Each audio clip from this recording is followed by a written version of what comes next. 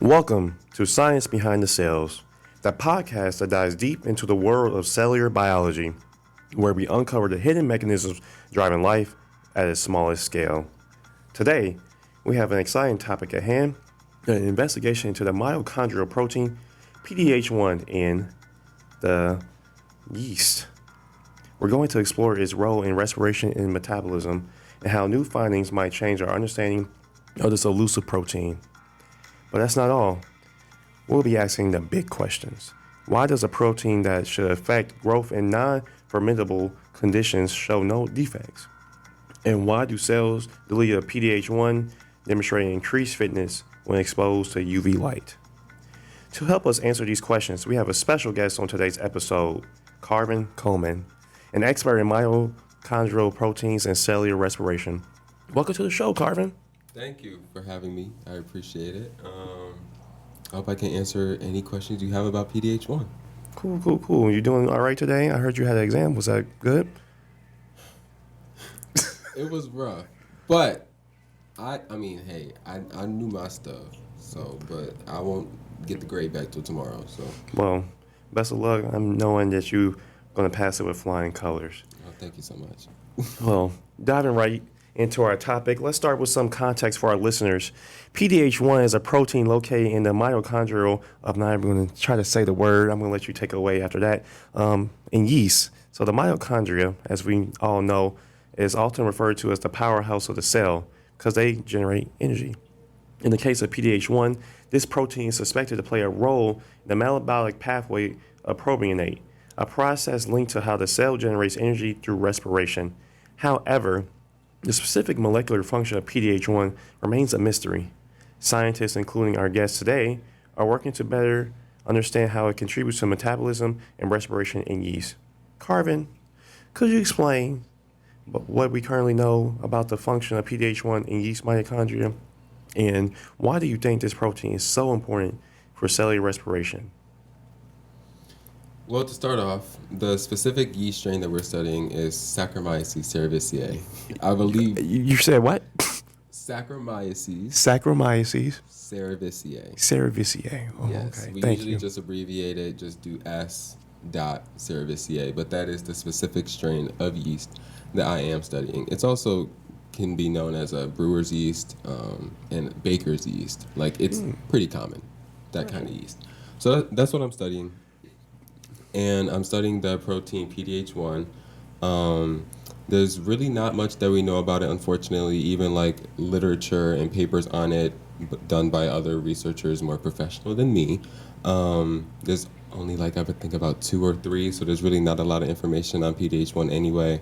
But yeah, so for PDH1, what I am looking for is its specific molecular function. It's believed to be in the mitochondria, specifically a protein.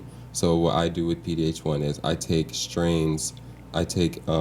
yeast cells that have actually been deleted of the PDH1 gene. So PDH1 is actually deleted in the yeast cells that are actually going through the fitness test or the experiments that I put them through. And I compare it to a wild type strain. And what the wild type strain is, it's basically regular Saccharomyces cerevisiae with no alterations or modifications. So it's just perfectly normal. And we usually have another control with this, so I'll usually do 3 strains at the same time, but we're just focused on PDH1 and the wild type strain. So the main test that I've been experimenting with is I take the cells deleted the PDH1 with wild type, and I grow them on YPD media. And what YPD media is, YPD media is the ideal base for yeast to grow on. They love that stuff. And I plate them on the YPD media doing a spot assay.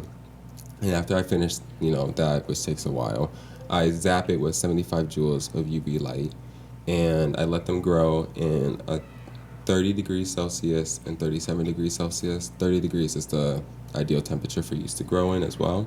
And then I check the results and see how the cells deleted at PDH1 are growing. And I'm sure you guys know UV light can severely damage DNA. So you would think that when UV light, when the PDH1 cells are zapped, that they won't grow as much or their fitness will decrease. However, I have been noticing an increase in fitness. So they're actually growing more than they should have, which is very exciting for sure. Do I know why they're doing that? Absolutely not. So obviously more tests would have to be, more experiments would have to be done, even if it's not me that does them, to see why specifically it is behaving this way. I am kind of yapping a little bit. Do you have any questions, or you want me to just keep going? I'm just still stuck on how you pronounce the word, but it's okay. We're going to move on. Um, so you talked about fitness. Can you go more in detail what you mean by the fitness? Yeah, so kind of like how I mentioned before, when fitness is basically just like how the cell reproduces, Okay. how it grows. And like I said, PDH1 when it's zapped with UV light should not have an increased fitness. It should have a decreased fitness, especially when it's compared to wild type, which is literally the ideal strain of yeast with no modifications, no deletions, nothing like that. Um, However, like I said, I have been seeing an increase in fitness, and we were actually so surprised by the increase in fitness when zapping PDH1 that I cannot tell you how many times I have redone the experiment. I did it the first time, we saw it, we were like, well, maybe I mixed up my strains by accident, so maybe I was actually looking at wild type and not PDH1, because literally the strains are identical. You can't tell. You take it out of the tube, and after that, you better make sure it's labeled, because otherwise you will get them mixed up. So we were like, maybe I mixed up my strains. Classic human error when it comes to experiments and research. So I redid it. Then I had contamination, which is not fun at all. So then I had to redo everything once again, which was just this past summer, and everything came out pretty decent enough to actually run statistics on it, and get t-tests, standard deviation, all that fun stuff. And today I actually just talked with my mentor, and we saw statistical significance, and the numbers are matching up pretty well. So I think, guys, there might be a paper in the works. All right. So, yeah, I hope that answered your question though about fitness. Yes, it did. Thought I knew what it meant from your description, which you did a great job with. But yeah, answer my question. And you talked about the experiment process and how it has trial and error. What's like the length, the typical length when it comes to like the preparing and the UV light and waiting for the results? Not all the way up to the stats, because that's, of course, you need a lot of trials for that. But what's the typical, Like a typical experiment? yeah, like what's the length of time? A typical experiment, honestly, if I'm moving, if I'm like going, doing my stuff, I'll say like 2 hours maybe. If I'm like a little sluggish that day, it can take 3 hours, because, of course, I have to actually pull the cells from a freezer that's set at negative 80 degrees Celsius, so it's pretty cold. It's set at that, and then I have to actually take the cells out, and then I grow them on that YPD that I was telling you guys about for about 2 days. And then when those are grown, then I take those cells, and then I actually do the actual experiment. And there's a good amount of steps when it comes to growing yeast cells, because of course when you grow them, if you're growing 3 different strains, they're all going to grow at a different rate.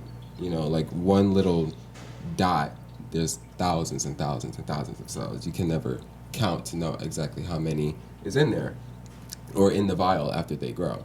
So when I come in the next day, because they grow for 24 hours overnight. That's how long that they take to grow. So then I'll come in and I'll take them out, and I'll have to normalize the cells. So I'll have to actually normalize each strain, doing math and using a device known as a spectrophotometer, which measures the absorbance of the yeast. And that, after I get that absorbance number, I do like a math calculation with a specific equation. I normalize them to a specific number. That way, when I actually take the yeast cells and plate them on the YPD media for the actual experiment for the spot assay, there's the same amount of cells in each dot that I place on the spot assay. I hope that makes sense. Oh no, I'm following. done research in the past, especially with the assay. It's Yeah, spot tedious. assays take a long time, especially when you have to do, because usually for the spot assay, we also have to do a dilution. Um, and that can take a while, for sure. And it's pretty easy to get sidetracked and mess up, especially because, like, for the dilution, we use a 96 well plate, which is just a clear plate with, like, a lot of, I guess you can call them wells or, like, holes in them that I put the cells in first. And if you're not paying attention, you can definitely, it's very easy to mess up, for sure, because the cells are already so tiny. So, Yeah. Reminds me of a time when we were doing spot assays for C-phage, and all of our examples we sent to Pittsburgh all came back contaminated. One even had human DNA in there. Don't know. It wasn't mine. I'll say that. But all came back contaminated. So I don't miss that at all. yeah, the contamination is definitely. Honestly, I was about ready to pack up the experiment after that 1 year. Like, seriously, I was like, oh my gosh, because I know this is kind of off topic, but this experiment, I didn't start this. It was actually from a former Detroit Mercy student, and I only found out about it because I was taking a lab here, and the lab required us to do certain tests like this, and this that's when I found the PDH1 gene, and yeah, it's grown since then. It's just taken off. Got you.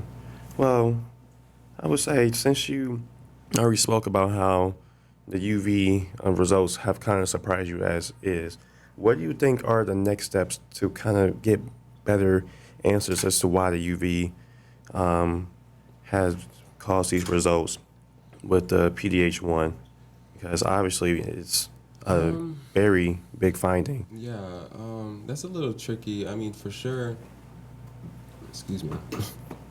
For sure. I'm sorry. Can you repeat the question? That's just. No, you're fine. Basically, what are the next steps since since you found out? Yeah. So for the next steps, for sure, I would say definitely look into possibly other fitness tests that we can do. We're actually looking at.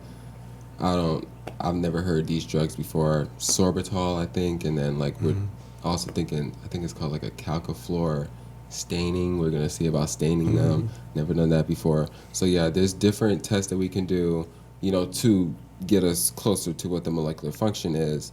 But as for like UV specifically and like what, like why it's behaving that way, only thing that I can really think of is really I'll have to just dive into literature and to see if there have been other experiments like mine specifically that use UV and stuff like that to see if there's like any correlation or any similarities.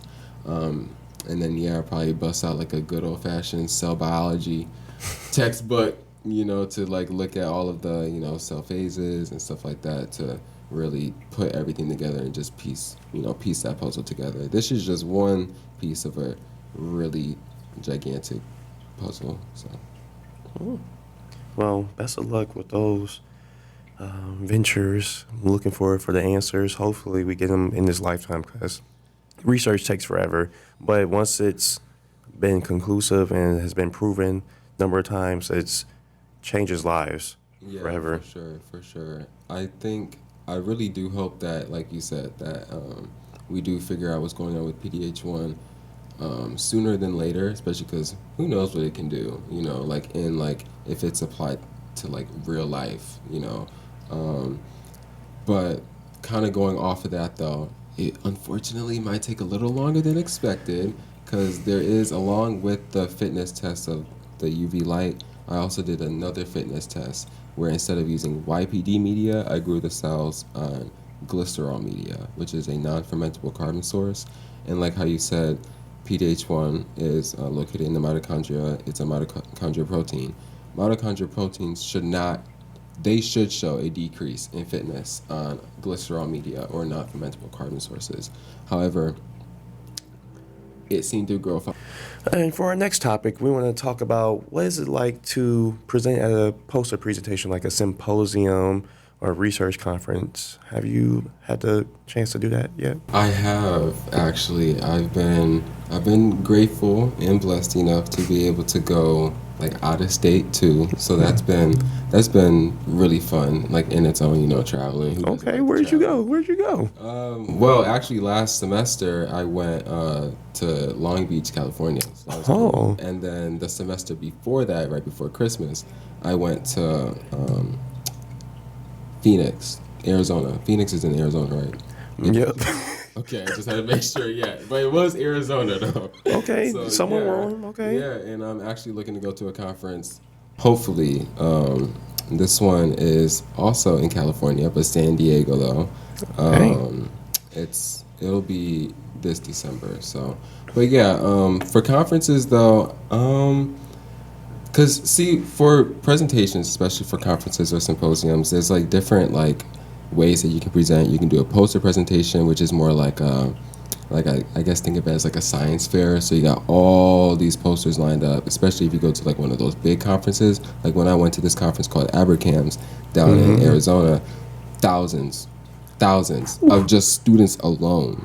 So, you just walk around and if you see a poster that's interesting, you stop at it, ask them questions and stuff. I will say, whatever you do, just make sure you really brush up on your information, because the younger me, every single time I did those poster presentations, it wasn't the students that came to me, it was the faculty members, the ones that actually study it. So I'm just looking like, you gotta like, yeah, I know what you're talking about, you know what I mean? So but that, I'm glad that happened though, because it definitely teaches you more networking skills. It teaches you how to talk in a more professional setting. And when you're talking to someone that's like a faculty member that actually does and has been studying what you're studying, but for years. But whenever I do presentations, I've only done poster presentations. They also have presentations when you can like go up to like a podium and like you do like a full like a full talk like in front of an audience. That I have not done yet, but it's something that I'm definitely looking forward to. Okay. Okay. Would you say you would I know you haven't done it yet. You think you would prefer the presentation because you can't just get that, oh, let me interject right here. Oh, let me interject right there. You can kind of field questions at the end, kind of cut some people off you don't want to talk to maybe. Yeah. I don't know.